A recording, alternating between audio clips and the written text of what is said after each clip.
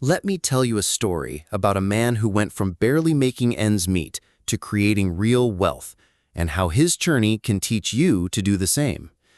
Picture this: a man working long hours, trading every second of his life for money. He's constantly stressed, living paycheck to paycheck, barely able to cover rent or bills. He's what Myron Golden calls the trash man. Not because he's a bad person, but because his financial habits, mindset, and understanding of money are, well, trash. Money comes in, money goes out, and no matter how hard he works, he feels stuck. Then something clicks. He discovers the principles that will eventually turn him into the cash man. The first lesson hits hard. Income isn't about working harder, it's about thinking differently.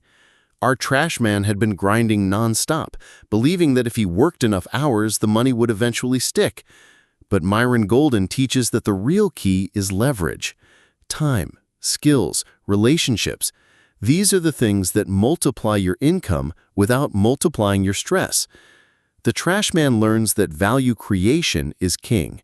Instead of trading hours for dollars, he begins asking himself, how can I serve? How can I solve problems that people will pay big money to have solved? Suddenly, the way he approaches work changes. He starts seeing opportunities where before he only saw obstacles. But it's not just about action, it's about mindset. Myron shows him that the trash man mindset is full of fear, excuses, and scarcity. I can't invest. I don't have enough money. I'll never get ahead, he thinks.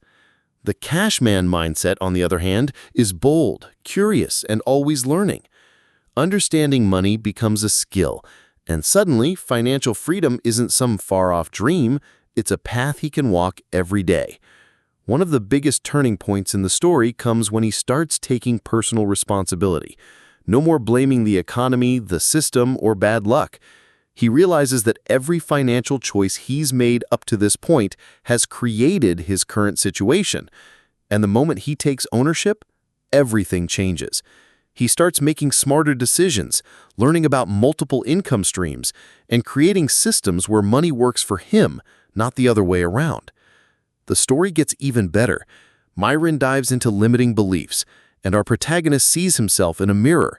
So many of his past choices were dictated by fear of failure, fear of judgment, fear of risk.